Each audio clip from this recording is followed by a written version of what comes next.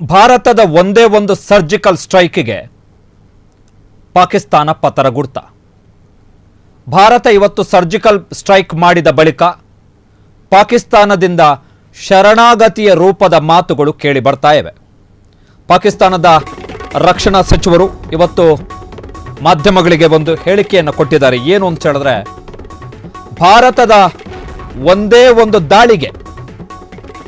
ಒಂದು ದಾಳಿಗೆ ಪಾಕಿಸ್ತಾನ ಶರಣಾದ ಹಾಗೆ ಕಾಣಿಸ್ತಾ ಇದೆ. ಒಂದು ವೇಳೆ ಭಾರತ ತನ್ನ ದಾಳಿಯಿಂದ ಹಿಂದೆ ಸರಿದರೆ ನಾವು ಈ ಸಂಘರ್ಷವನ್ನ ಕೊನೆಗಾಣಿಸಬಹುದು.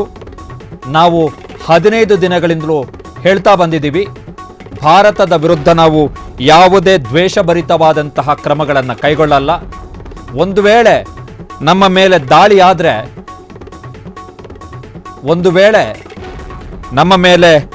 ದಾಳಿ ಆದ್ರೆ ಆಗ ನಾವು ಪ್ರತಿಕ್ರಿಯಿಸ್ತೇವೆ ಅಂಥೇಳಿ ನಾವು ಹೇಳಿದ್ವಿ. ಒಂದು ವೇಳೆ ಭಾರತ ದಾಳಿಯಿಂದ ಹಿಂದೆ ಸರಿದ್ರೆ ಆಗ ನಾವು ಭಾರತದೊಂದಿಗಿನ ಸಂಘರ್ಷವನ್ನು ಕೊನೆಗಾಣಿಸಬಹುದು ಅಂಥೇಳಿ ಪಾಕಿಸ್ತಾನದ ರಕ್ಷಣಾ ಸಚಿವ ಖವಾಜಾ ಆಸಿಫ್ ಹೇಳಿಕೆಯನ್ನ ಕೊಟ್ಟಿದ್ದಾರೆ. ವೆರಿ ಇಂಪಾರ್ಟೆಂಟ್ ಸ್ಟೇಟ್ಮೆಂಟ್, ತುಂಬಾ ಮೈಲ್ಡ್ ಆಗಿರ್ತಕ್ಕಂತಹ ಸ್ಟೇಟ್ಮೆಂಟ್ ಇದು. ಹಾಗಾದ್ರೆ ಭಾರತದ ಒಂದೇ ಒಂದು ಸಿಂಗಲ್ ದಾಳಿಗೆ ಪಾಕಿಸ್ತಾನ ಹಾಗಾದ್ರೆ ಬೆಚ್ಚಿ ಬಿತ್ತು. ತುಂಬಾ ಮೈಲ್ಡ್ ಸ್ಟೇಟ್ಮೆಂಟ್ ಇದು ಪಾಕಿಸ್ತಾನದ ರಕ್ಷಣಾ ಸಚಿವರಿಂದ. ಅವರು ಏನ್ ಹೇಳಿದ್ದಾರೆ ಅಂತ ಹೇಳಿದ್ರೆ, ಒಂದು ವೇಳೆ ಭಾರತ ದಾಳಿಯಿಂದ ಹಿಂದೆ ಸರಿದ್ರೆ ನಾವು ಈ ಸಂಘರ್ಷವನ್ನ ಕೊನೆಗಾಣಿಸಬಹುದು ಅಂತ ಹೇಳಿ. ಯಾವುದೇ ದೇಶದ ರಕ್ಷಣಾ ಸಚಿವ ಕೊಡುವಂತ ಹೇಳಿಕೆಗಳಲ್ಲ ಇದು. ಹಾಗಂತೇಳಿ ಅವರು ನಮ್ಮ ಮೇಲೆ ಯುದ್ಧ ಮಾಡಲಿ ಅಂತ ನಾನು ಹೇಳ್ತಾ ಇಲ್ಲ. ಆದರೆ ಒಂದು ದೇಶದ ರಕ್ಷಣಾ ಸಚಿವ ತನ್ನ ದೇಶದ ಮೇಲೆ ದಾಳಿಯಾದಂತಹ ಸಂದರ್ಭದಲ್ಲಿ ಸಹಜವಾಗಿ ಅದಕ್ಕೆ ಯಾವ ರೀತಿ ಕೌಂಟರ್ ಕೊಡಬೇಕು ಆ ರೀತಿ ಯೋಚನೆ ಮಾಡ್ತಾರೆ ರಕ್ಷಣಾ ಸಚಿವರುಗಳು, ಒಂದು ಸರ್ಕಾರ. ಆದರೆ ಇಷ್ಟು ದಿನ ನ್ಯೂಕ್ಲಿಯರ್ ಬಾಂಬ್ ಇದೆ, ನಾವು ಮಿಸೈಲ್ ಟೆಸ್ಟ್ ಮಾಡಿದ್ದೀವಿ ಅಂಥೇಳಿ ಪಾಕಿಸ್ತಾನದ ರಕ್ಷಣಾ ಸಚಿವಾಲಯವೇ ವಿಡಿಯೋಗಳನ್ನು ಬಿಡ್ತಾ ಇತ್ತು. ಈಗ ಸತತವಾಗಿ 2 ದಿನ 2 ಮಿಸೈಲ್ ಟೆಸ್ಟಿಂಗ್ನ ವಿಡಿಯೋವನ್ನು ಪಾಕಿಸ್ತಾನದ ರಕ್ಷಣಾ ಸಚಿವಾಲಯದವರು ಬಿಟ್ಟಿದ್ರು. ಪಾಕಿಸ್ತಾನದ ರಕ್ಷಣಾ ಸಚಿವರು ಸ್ಟೇಟ್ಮೆಂಟನ್ನು ಕೊಟ್ಟಿದ್ರು, ನಾವು ಎಂಥದ್ದೇ ಸಂಘರ್ಷವನ್ನು ಎದುರಿಸಲಿಕ್ಕೆ ರೆಡಿ ಇದ್ದೀವಿ ಅಂಥೇಳಿ. ಆ ರೀತಿಯಾದಂತಹ ಸ್ಟೇಟ್ಮೆಂಟನ್ನು ಕೊಟ್ಟಿದ್ದಂತಹ ಪಾಕಿಸ್ತಾನದ ರಕ್ಷಣಾ ಸಚಿವರು, ಅಂದರೆ ಪಾಕಿಸ್ತಾನ ಸರ್ಕಾರ, ಭಾರತದ ಒಂದು ದಾಳಿಯ ಬಳಿಕ ಈಗ ಅವರ ಟೋನಿಂಗು, ಅವರ ಧ್ವನಿ, ಅವರ ಭಾಷೆ ಎಲ್ಲಿಗೆ ಬದಲಾಗಿದೆ ಅಂತ ಹೇಳಿದ್ರೆ, ನೀವು ಮತ್ತೆ ದಾಳಿ ಮಾಡದಿದ್ದರೆ ನಾವು ನಿಮ್ಮ ಜೊತೆಗೆ ಸಂಘರ್ಷ ಕೊನೆಗಾಣಿಸೋಕೆ ರೆಡಿ ಇದ್ದೀವಿ ಅಂತ.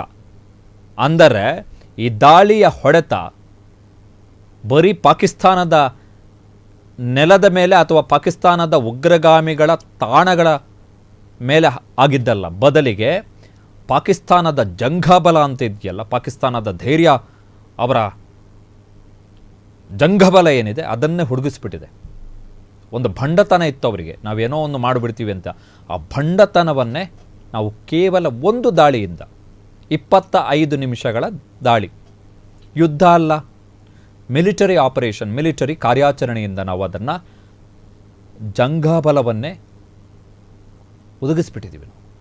ಅದಕ್ಕೆ ಸ್ಟೇಟ್ಮೆಂಟೇ ಕಾರಣ. ಆ ಸ್ಟೇಟ್ಮೆಂಟ್ ನೋಡಿದ್ರೇ ಗೊತ್ತಾಗುತ್ತೆ ಪಾಕಿಸ್ತಾನದ ರಕ್ಷಣಾ ಸಚಿವರಿಗೆ ಭಯ ಬಿದ್ದಾಗಿದೆ ಅಂಥೇಳಿ. ಅಲ್ಲಿಗೆ ಪಾಕಿಸ್ತಾನ ಕೇವಲ ಒಂದೇ ಒಂದು ಸರ್ಜಿಕಲ್ ದಾಳಿಗೆ ಪಾಕಿಸ್ತಾನ ಹಾಗಾದರೆ ಭಾರತಕ್ಕೆ ಶರಣಾಯ್ತ. ಅವರ ಸ್ಟೇಟ್ಮೆಂಟ್ನ ಪ್ರಮುಖ ಲೈನ್ ಏನು ಅಂತ ಹೇಳಿದ್ರೆ, ಇನ್ನು ಮುಂದೆ ನೀವು ದಾಳಿ ಮಾಡದೆ ಹೋದರೆ ಅಂತ, ಇನ್ನು ಮುಂದೆ ನೀವು ದಾಳಿ ಮಾಡದೆ ಹೋದರೆ ನಾವು ಸುಮ್ಮನಾಗ್ತೀವಿ ಅಂತೇಳಿ. ಮೇ 8 ಅಂದರೆ ನಾಳೆ ಪ್ರಧಾನಮಂತ್ರಿ ನರೇಂದ್ರ ಮೋದಿ ಅವರ ನೇತೃತ್ವದಲ್ಲಿ ಸರ್ವಪಕ್ಷಗಳ ಸಭೆ ನಡೆಯಲಿದೆ. ಸರ್ವಪಕ್ಷಗಳ ಸಭೆಯನ್ನು ಕರೆಯಲಾಗಿದೆ. ಆಪರೇಷನ್ ಸಿಂಧೂರ ಬಳಿಕದ ಮೊಟ್ಟಮೊದಲ ಸರ್ವಪಕ್ಷ ಸಭೆ. ಈ ಸಭೆಯಲ್ಲಿ ಪಾಕಿಸ್ತಾನ ಆಕ್ರಮಿತ ಕಾಶ್ಮೀರ ಮತ್ತು ಪಾಕಿಸ್ತಾನದಲ್ಲಿರುವಂತಹ ಭಯೋತ್ಪಾದಕ ತಾಣಗಳ ಮೇಲೆ, ಭಯೋತ್ಪಾದಕ ಸ್ಥಳಗಳ ಮೇಲೆ ಭಾರತದ ಸೇನೆ ನಡೆಸಿರುವಂತಹ ಮಿಲಿಟರಿ ಕಾರ್ಯಾಚರಣೆ ಅಥವಾ ಸರ್ಜಿಕಲ್ ಸ್ಟ್ರೈಕಿಗೆ ಸಂಬಂಧಪಟ್ಟ ಹಾಗೆ ಭಾರತ ಸರ್ವ ಪಕ್ಷಗಳಿಗೂ ಕೂಡ ತನ್ನ ವಿವರಣೆಯನ್ನು ಕೊಡಲಿದೆ. ಬಹುಶಃ ನಾಳೆ ಕೇಂದ್ರ ಗೃಹ ಸಚಿವ ಅಮಿತ್ ಶಾ ಮತ್ತು ರಕ್ಷಣಾ ಸಚಿವ ರಾಜನಾಥ್ ಸಿಂಗ್ ಅವರು ಈ ಸಭೆಯ ನೇತೃತ್ವವನ್ನು ವಹಿಸುವಂಥ ಸಾಧ್ಯತೆ ಇದೆ. ಪಹಲ್ಗಾಮ್ ದಾಳಿ ಆದ ಬಳಿಕ ಕೂಡ ಸರ್ವಪಕ್ಷಗಳ ಸಭೆಯನ್ನು ಕರೆಯಲಾಗಿತ್ತು. ಆ ಸಭೆಯಲ್ಲೂ ಕೂಡ ಕೇಂದ್ರ ಗೃಹ ಸಚಿವರು ಮತ್ತು ರಕ್ಷಣಾ ಸಚಿವರು ಭಾಗವಹಿಸಿದ್ರು. ಸರ್ಕಾರದ ಕಡೆಯಿಂದ ಅವರೇ ವಿವರಣೆಯನ್ನು ಕೊಟ್ಟಿದ್ದರು. ಕೇಂದ್ರ ಸರ್ಕಾರದ ಸಚಿವ ಕಿರಣ್ ರಿಜಿಜು, ಸಂಸದೀಯ ವ್ಯವಹಾರಗಳ ಖಾತೆಯ ಸಚಿವರು, ಅವರು ಟ್ವೀಟ್ ಅನ್ನು ಮಾಡಿದ್ದಾರೆ, ಸರ್ವಪಕ್ಷಗಳ ಸಭೆಯನ್ನು ಕರೆದಿದ್ದೀವಿ ಅಂತೇಳಿ. ಸೊ ಅವರು ಕೂಡ ಆ ಸರ್ವಪಕ್ಷಗಳ ಸಭೆಯಲ್ಲಿ ಇರ್ತಾರೆ. ನಾಳೆ ಸರ್ವಪಕ್ಷಗಳಿಗೂ ಸರ್ಕಾರ ಮಾಹಿತಿಯನ್ನು ಕೊಡುತ್ತೆ. ದಾಳಿ ಹೇಗೆ ನಡೀತು, ಏನೆಲ್ಲ ಆಯಿತು, ದಾಳಿಯಿಂದ ಆದಂತಹ ಪರಿಣಾಮಗಳು ಏನು ಅಂತೇಳಿ ಆ ಮಾಹಿತಿಗಳನ್ನು ಸರ್ಕಾರ ವಿರೋಧ ಪಕ್ಷಗಳ ಜೊತೆಗೆ ಹಂಚಿಕೊಳ್ಳುವಂಥದ್ದು ಅನಿವಾರ್ಯ, ಅಗತ್ಯ. ಹೀಗಾಗಿ ನಾಳೆ ಸರ್ವಪಕ್ಷಗಳ ಸಭೆ ನಡೆಯಲಿದೆ.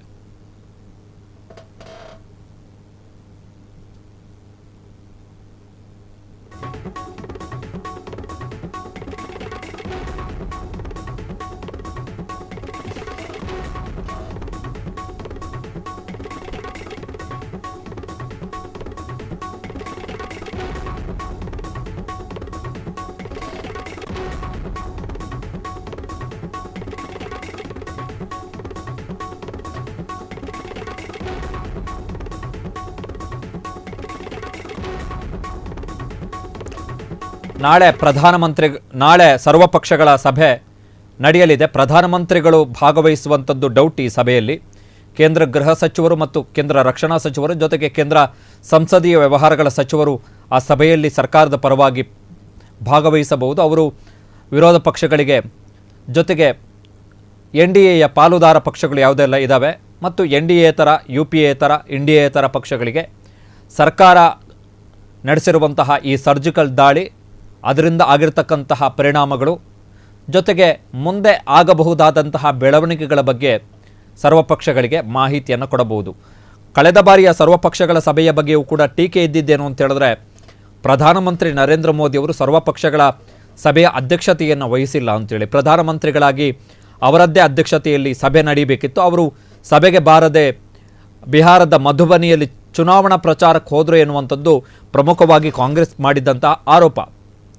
ಆದರೆ ಅದರ ಬಗ್ಗೆ ಅಷ್ಟೊಂದು ತಲೆ ಕೆಡಿಸಿಕೊಂಡಿಲ್ಲ ಕೇಂದ್ರ ಸರ್ಕಾರ. ನಾಳೆ ಕೂಡ ಬಹುಶಃ ಮಂತ್ರಿಗಳ ನೇತೃತ್ವದಲ್ಲಷ್ಟೇ ಸರ್ವಪಕ್ಷಗಳ ಸಭೆ ನಡೆಯಬಹುದು. ಪ್ರಧಾನಮಂತ್ರಿಗಳ ನೇತೃತ್ವದಲ್ಲಿ ಸರ್ವಪಕ್ಷದ ಸಭೆ ನಡೆಯುವಂಥದ್ದು ಡೌಟ್. ಅಂದರೆ ಸರ್ಕಾರದ ಪರವಾಗಿ ಸಚಿವರಷ್ಟೇ ಭಾಗವಹಿಸಬಹುದು ಅಂತೇಳಿ. ಸೊ ನಾಳೆ ವಿವರಣೆಯನ್ನು ಕೊಡ್ತಾರೆ.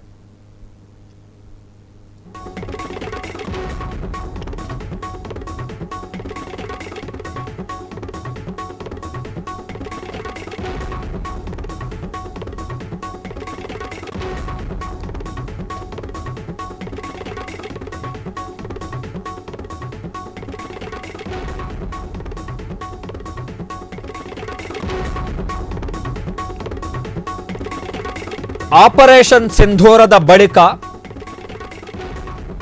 ಜಮ್ಮು ಕಾಶ್ಮೀರದಲ್ಲಿ 10 ಮಂದಿ ಭಾರತೀಯ ನಾಗರಿಕರನ್ನ ಪಾಕಿಸ್ತಾನದ ಸೇನೆ ಹತ್ಯೆ ಮಾಡಿದೆ ಎನ್ನುವಂತಹ ಮಾಹಿತಿ ಲಭ್ಯ ಆಗ್ತಾ ಇದೆ. ಪಾಕಿಸ್ತಾನದ ಸೇನೆ ಗಡಿ ನಿಯಂತ್ರಣ ರೇಖೆಯಲ್ಲಿ ನಡೆಸಿರುವಂತಹ ಈ ದಾಳಿಯಲ್ಲಿ 10 ಮಂದಿ ನಾಗರಿಕರು ಸಾವನ್ನಪ್ಪಿದ್ದಾರೆ.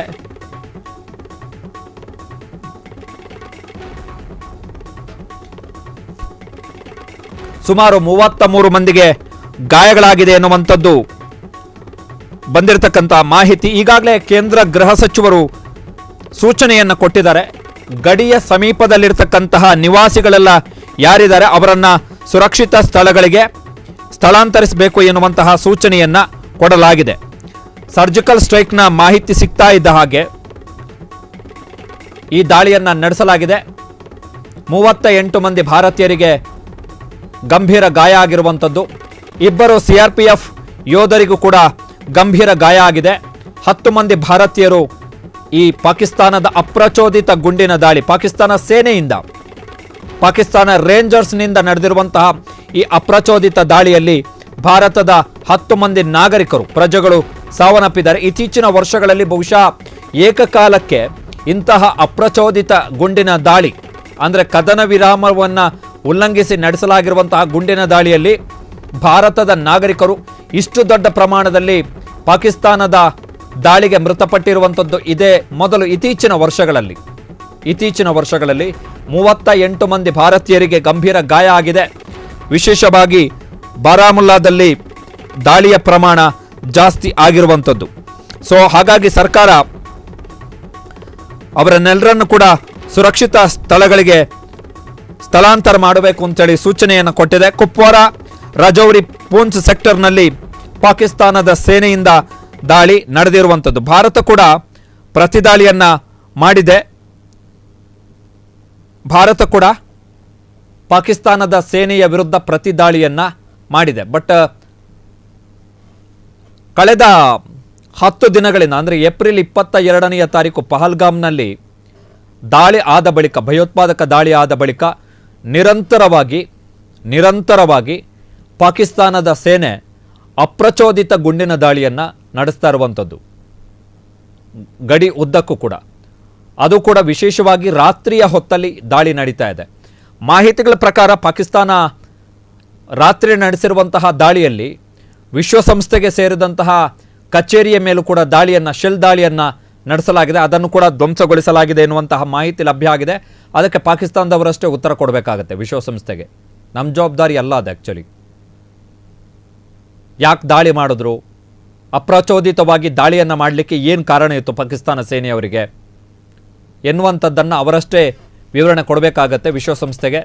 10 ಮಂದಿ ಭಾರತೀಯ ನಾಗರಿಕರು ಬಲಿಯಾಗಿದ್ದಾರೆ. ಇದರಲ್ಲಿ 2 ಅಪ್ರಾಪ್ತ ಮಕ್ಕಳು ಕೂಡ ಸೇರಿದ್ದಾರೆ.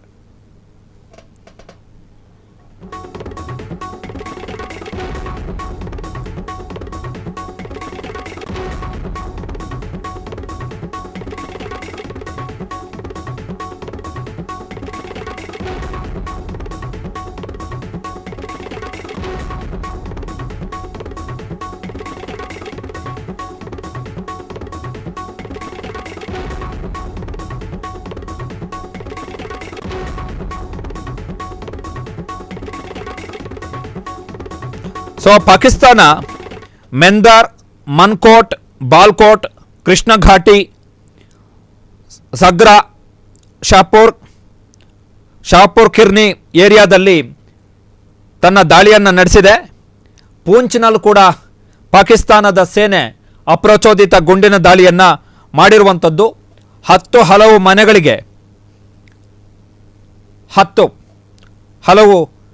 ಮನೆಗಳಿಗೆ ಭಾರಿ ಹಾನಿಯಾಗಿದೆ. ಸಾವಿನ ಸಂಖ್ಯೆ 11ಕ್ಕೆ ಏರಿಕೆಯಾಗಿದೆ. ಭಾರತೀಯರ ಸಾವಿನ ಸಂಖ್ಯೆ 11ಕ್ಕೆ ಏರಿಕೆಯಾಗಿದೆ.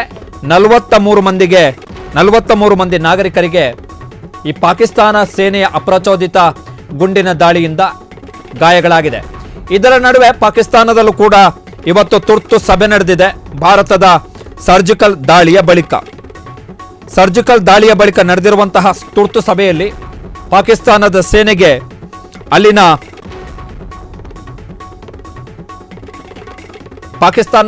ಅಲ್ಲಿನ ಸರ್ಕಾರ ಸಂಪೂರ್ಣವಾಗಿ ಅಧಿಕಾರವನ್ನು ಕೊಟ್ಟಿದೆ. ಭಾರತದ ದಾಳಿಯನ್ನ ಪಾಕಿಸ್ತಾನದ ಸರ್ಕಾರ ಆಕ್ಟ್ಸ್ ಆಫ್ ವಾರ್, ಯುದ್ಧದ ಕೃತ್ಯ ಅಂತೇಳಿ ಬಣ್ಣಿಸಿರುವಂಥದ್ದು. ಅವರು ಒಪ್ಕೊಂಡಿದ್ದಾರೆ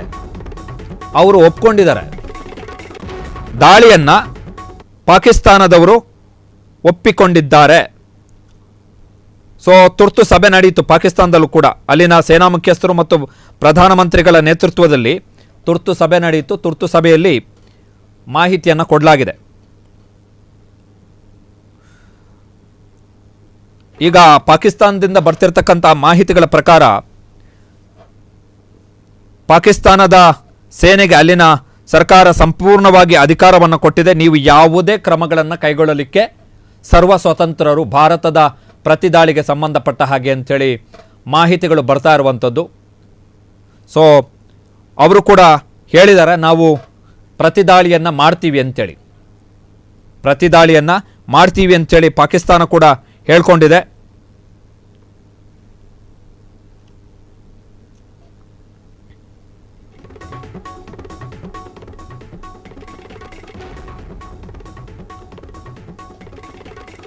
ಅಲ್ಲಿನ ಮಾಧ್ಯಮಗಳ ವರದಿಯ ಪ್ರಕಾರ ಪಾಕಿಸ್ತಾನದ ಸರ್ಕಾರ ಪಾಕಿಸ್ತಾನದ ಸೇನೆಗೆ ಹಸಿರು ನಿಶಾನೆಯನ್ನು ತೋರಿಸಿದ್ಯಂತೆ. ಅಂದರೆ ನೀವು ಏನು ಬೇಕಾದರೂ ಮಾಡ್ಬೋದು, ನೀವು ಈ ಭಾರತ ಏನು ದಾಳಿಯನ್ನು ಮಾಡಿದೆ ಅದಕ್ಕೆ ಸಂಬಂಧಪಟ್ಟ ಹಾಗೆ ಪ್ರತಿದಾಳಿಯ ಕ್ರಮಗಳೇನಿದೆ ಅದನ್ನು ನೀವು ಮಾಡಬೇಕು ಅಂತೇಳಿ ನ್ಯಾಷನಲ್ ಸೆಕ್ಯೂರಿಟಿ ಕಮಿಟಿ ಅಲ್ಲಿನ ಪ್ರಧಾನಮಂತ್ರಿ ಶೆಹಜಾದ್ ಶರೀಫ್ ಅವರ ನೇತೃತ್ವದಲ್ಲಿ ಇವತ್ತು ತುರ್ತು ಸಭೆಯನ್ನು ನಡೆಸಿತು. ಆ ತುರ್ತು ಸಭೆಯಲ್ಲಿ ಪಾಕಿಸ್ತಾನದ ಸೇನಾ ಮುಖ್ಯಸ್ಥ ಜನರಲ್ ಮುನೀರ್ ಅಹಮದ್ ಕೂಡ ಪಾಲ್ಗೊಂಡಿದ್ದರು. ಸೊ ಪಾಕಿಸ್ತಾನದ ಸೇನೆಗೆ ಸಂಪೂರ್ಣ ಅಧಿಕಾರವನ್ನು ಕೊಡಲಾಗಿರುವಂಥದ್ದು.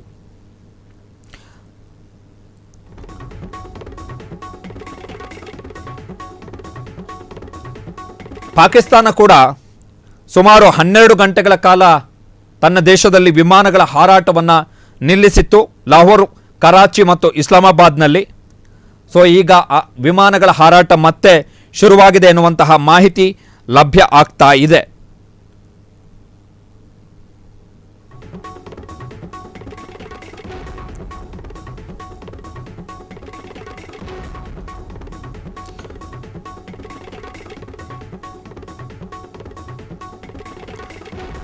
ಭಾರತದ ಸರ್ಜಿಕಲ್ ದಾಳಿಯ ಬಳಿಕ ಪಾಕಿಸ್ತಾನದ ಪ್ರಧಾನಮಂತ್ರಿ ಶೆಹಜಾದ್ ಶರೀಫ್ ಮತ್ತು ಪಾಕಿಸ್ತಾನದ ಸೇನಾ ಮುಖ್ಯಸ್ಥರು ಪಾಕಿಸ್ತಾನದ ಗುಪ್ತಚರ ಸಂಸ್ಥೆ ISIನ ಮುಖ್ಯ ಕಚೇರಿಗೆ ಭೇಟಿಯನ್ನು ಕೊಟ್ಟು ಅಲ್ಲಿ ಸಭೆಯನ್ನು ಕೂಡ ನಡೆಸಿದ್ದಾರೆ.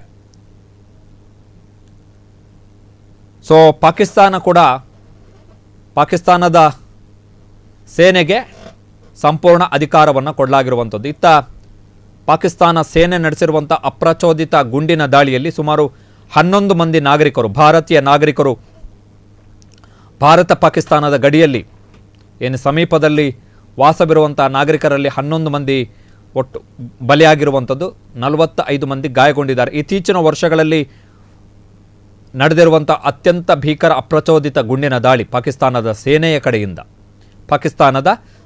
ಕಡೆಯಿಂದ ಭಯೋತ್ಪಾದಕ ದಾಳಿ ಅನ್ನೋದು ಅಲ್ಲ, ಸೇನೆಯ ಕಡೆಯಿಂದ ಅಪ್ರಚೋದಿತ ಗುಂಡಿನ ದಾಳಿಯಲ್ಲಿ ಇಷ್ಟು ಜನ ಮೃತಪಟ್ಟಿರುವಂಥದ್ದು ಭಾರತೀಯರು ಇದೇ ಮೊದಲು. ಇತ್ತೀಚಿನ ವರ್ಷಗಳಲ್ಲಿ ಸುಮಾರು 45 ಮಂದಿಗೆ ಗಾಯ ಆಗಿದೆ ಎನ್ನುವಂತಹ ಮಾಹಿತಿ ಲಭ್ಯ ಆಗ್ತಾ ಇದೆ.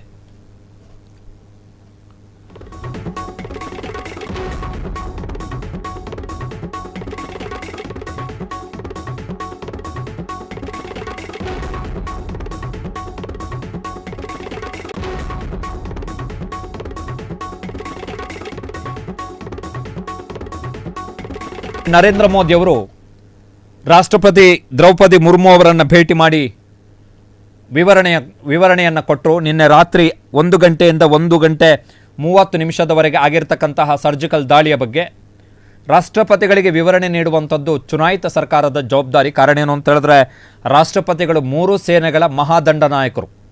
ಭೂಸೇನೆ, ವಾಯುಸೇನೆ ಮತ್ತು ನೌಕಾಸೇನೆ, ಈ 3 ಸೇನೆಗಳ ಮಹಾದಂಡನಾಯಕರಾಗಿರುವ ಕಾರಣ ರಾಷ್ಟ್ರಪತಿಗಳು ಸಹಜವಾಗಿಯೇ ಚುನಾಯಿತ ಸರ್ಕಾರ ಇಂತಹ ಸಂದರ್ಭದಲ್ಲಿ ರಾಷ್ಟ್ರಪತಿಗಳನ್ನು ಭೇಟಿ ಮಾಡಿ ವಿವರಣೆಯನ್ನು ಕೊಡುತ್ತೆ. ಸೊ ಈ ಫೋಟೋ ಏನು ನೋಡ್ತಾ ಇದ್ರಿ, ಇದು ಇವತ್ತಿನ ಭೇಟಿಯ ಫೋಟೋ. ಮಾನ್ಯ ಪ್ರಧಾನಮಂತ್ರಿ ನರೇಂದ್ರ ಮೋದಿ ಅವರು ಮಾನ್ಯ ರಾಷ್ಟ್ರಪತಿ ದ್ರೌಪದಿ ಮುರ್ಮು ಅವರನ್ನು ರಾಷ್ಟ್ರಪತಿ ಭವನದಲ್ಲಿ ಭೇಟಿ ಮಾಡಿ ವಿವರಣೆಯನ್ನು ಕೊಟ್ಟಿದ್ದಾರೆ. ಯಾಕೆ ದಾಳಿ ಆಯಿತು, ಯಾಕೆ ದಾಳಿ ಮಾಡಲಾಯಿತು, ಯಾವ ರೀತಿಯ ದಾಳಿಯ ಸಿದ್ಧತೆ ನಡೆಯಿತು, ಎಷ್ಟೊತ್ತಿಗೆ ದಾಳಿ ಆಯಿತು, ಹೇಗೆ ಮಾಡಿದ್ವಿ, ಜೊತೆಗೆ ದಾಳಿಯಿಂದ ಆಗಿರ್ತಕ್ಕಂತಹ ಪರಿಣಾಮಗಳೇನು ಮತ್ತು ಭವಿಷ್ಯದಲ್ಲಿ ಒಂದು ವೇಳೆ ಪಾಕಿಸ್ತಾನದಿಂದ ನಮಗೆ ಪ್ರತಿರೋಧ ಏರ್ಪಟ್ಟರೆ ಆಗ ನಾವು ಅದನ್ನು ಹೇಗೆ ಎದುರಿಸಬೇಕು ಎನ್ನುವುದರ ಬಗ್ಗೆ ಮಾನ್ಯ ರಾಷ್ಟ್ರಪತಿಗಳಿಗೆ ಮಾನ್ಯ ಪ್ರಧಾನಿ ನರೇಂದ್ರ ಮೋದಿಯವರು ವಿವರಣೆಯನ್ನು ಕೊಟ್ಟಿದ್ದಾರೆ.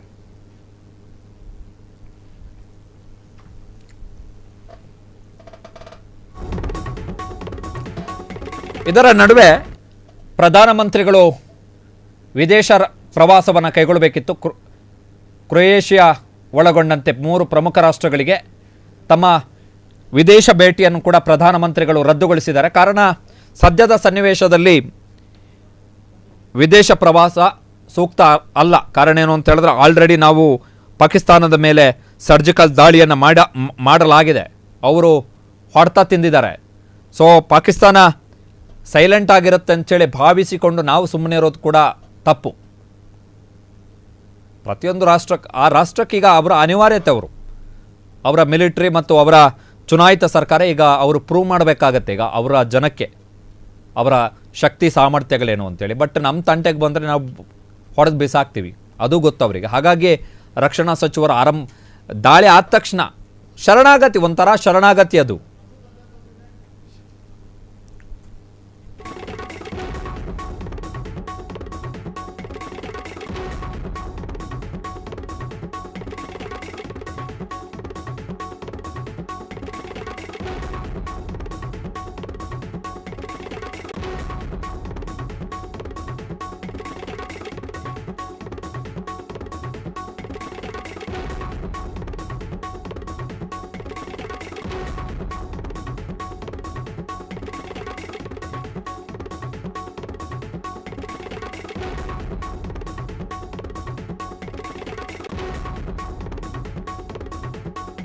ಅಜಿತ್ ದೋವಲ್ ಅವರು ಪ್ರಮುಖ ರಾಷ್ಟ್ರಗಳು ಅಮೆರಿಕ, ಬ್ರಿಟನ್, ರಷ್ಯಾ ಮತ್ತು ಸೌದಿ ಅರೇಬಿಯಾಕ್ಕೆ ವಿವರಣೆಯನ್ನು ಕೊಟ್ಟಿದ್ದಾರೆ. ಆ ವಿವರಣೆಯಲ್ಲಿ ಸಿಕ್ಕಿರ್ತಕ್ಕಂತಹ ಮಾಹಿತಿಗಳ ಪ್ರಕಾರ ಅಜಿತ್ ದೋವಲ್ ರಾಷ್ಟ್ರೀಯ ಭದ್ರತಾ ಸಲಹೆಗಾರರು ಹೇಳಿದ್ದಾರೆ, ನಾವು ಈ ಸಂಘರ್ಷವನ್ನು ಮುಂದುವರಿಸಲಿಕ್ಕೆ ಅಥವಾ ತೀವ್ರಗೊಳಿಸಲಿಕ್ಕೆ ನಮ್ಮ ಉದ್ದೇಶ ಇಲ್ಲ.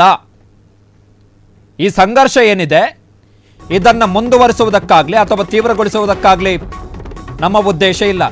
ನನ್ನವರೆಲ್ಲ ಹೋಗ್ಬಿಟ್ರು. ಇದು ಯಾರ ಕಣ್ಣೀರು, ಯಾರ ಗೋಳಾಟ ಅಂತ ಹೇಳಿದ್ರೆ ಉಗ್ರ ಮಸೂದ್ ಅಜರ್ನ ಗೋಳಾಟ. ಆತನ ಹಿರಿಯ ಸಹೋದರಿ, ಆ ಸಹೋದರಿಯ ಗಂಡ, ಸೋದರಳಿಯನ ಹೆಂಡತಿ, ಮಸೂದ್ ಅಜರ್ ಕುಟುಂಬದ 5 ಮಕ್ಕಳು, ಟೋಟಲಿ ಮಸೂದ್ ಅಜರ್ ಫ್ಯಾಮಿಲಿ ಜೊತೆಗೆ ಅವನ 3 ಜನ ಚೇಲಾಗಳು, ಇವರಿಷ್ಟು ಜನ ಮಠಾಶ್ ಆಗಿಬಿಟ್ಟಿದ್ದಾರೆ ಇವತ್ತು.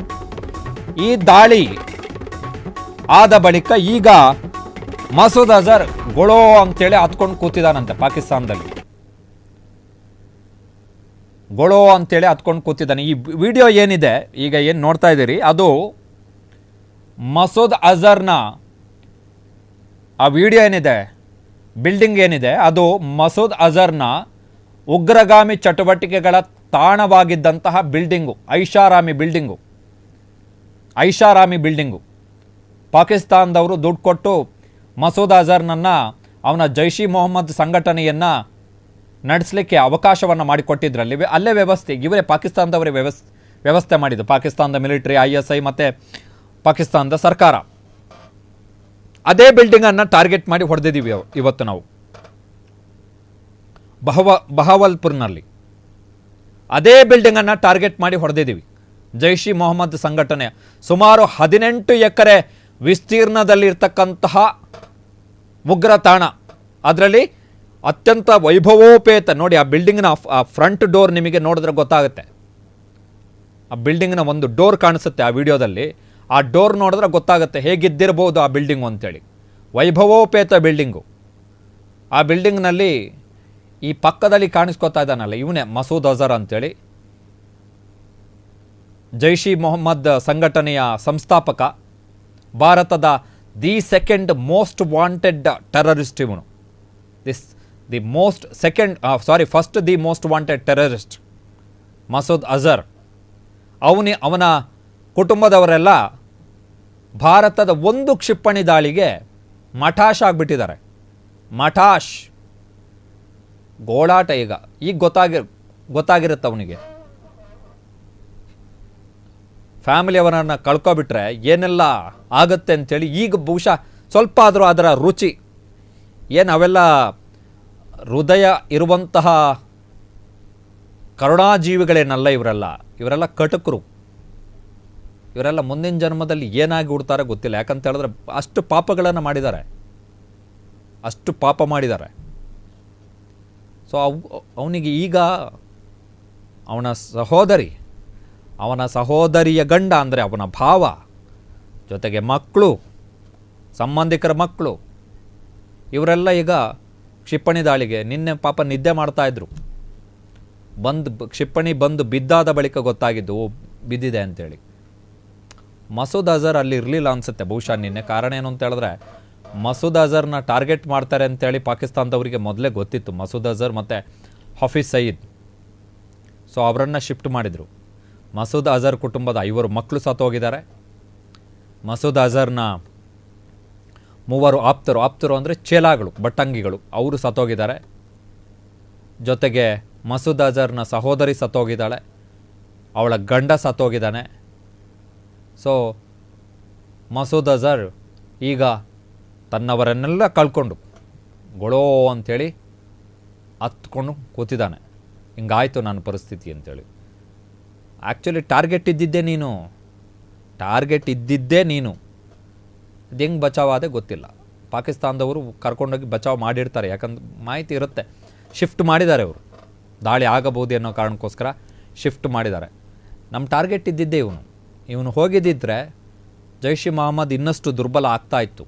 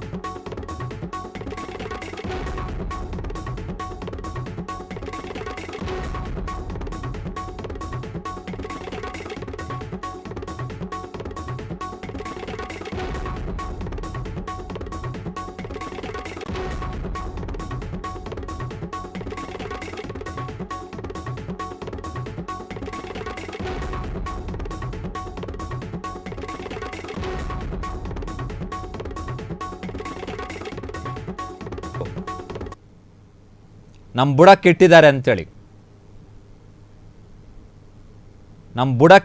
ಅಂತೇಳಿ ಕ್ಷಿಪಣಿ ಬಂದು ಬಿದ್ದಾದ ಬಳಿಕವೇ ಗೊತ್ತಾಗಿದ್ದು. 25 ನಿಮಿಷಗಳಲ್ಲಿ 24 ಕ್ಷಿಪಣಿಗಳು 21 ಟಾರ್ಗೆಟ್ ಪಾಯಿಂಟ್ನ ಮೇಲೆ ಅಪ್ಪಳಿಸಿದ್ವು. ಅರ್ಧ ಗಂಟೆನೇ ಇಲ್ಲ, 25 ನಿಮಿಷ ನಾವು ನಿನ್ನೆ ಮಾಡಿರುವಂಥ ದಾಳಿ.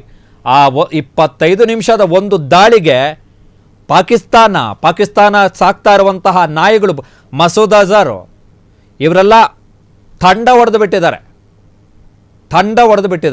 ಇಲ್ಲದಿದ್ದರೆ ರಕ್ಷಣಾ ಸಚಿವನ ಬಾಯಲ್ಲಿ ಯಾಕೆ ಬರ್ತಾ ಇತ್ತು ಮಾತು? ಇನ್ನೂ ಸ್ಟೇಟ್ಮೆಂಟ್ ಕೊಡ್ತಾ ಇದ್ದಾತ, ನಾನು ಯುದ್ಧಕ್ಕೆ ರೆಡಿ ಇದ್ದೀನಿ, ನ್ಯೂಕ್ಲಿಯರ್ ರೆಡಿ ಮಾಡಿ ಇಟ್ಟಿದ್ದೀನಿ, ಭಾರತದ ಕಡೆಗೆ ತಿರ್ಗಿಸಿ, ಈ ಥರದ ಡೈಲಾಗ್ಗಳನ್ನು ಹೊಡಿತಾ ಇದ್ದ.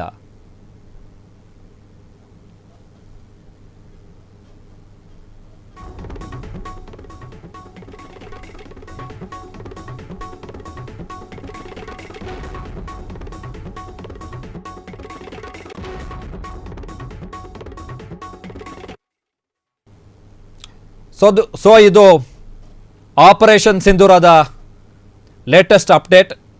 ರಾತ್ರಿ 9:30 ಬಳಿಕ ನಿನ್ನೆ ವಾಯುಸೇನೆ ಘೋಷಣೆ ಮಾಡಿದ ರೀತಿಯಲ್ಲೇ ರಾಜಸ್ಥಾನದ ಗಡಿಯಲ್ಲಿ ಯುದ್ಧ ವಿಮಾನಗಳ ಸಮರಾಭ್ಯಾಸ ನಡೆಯಲಿಕ್ಕಿದೆ ಸುಮಾರು 5 ಗಂಟೆ.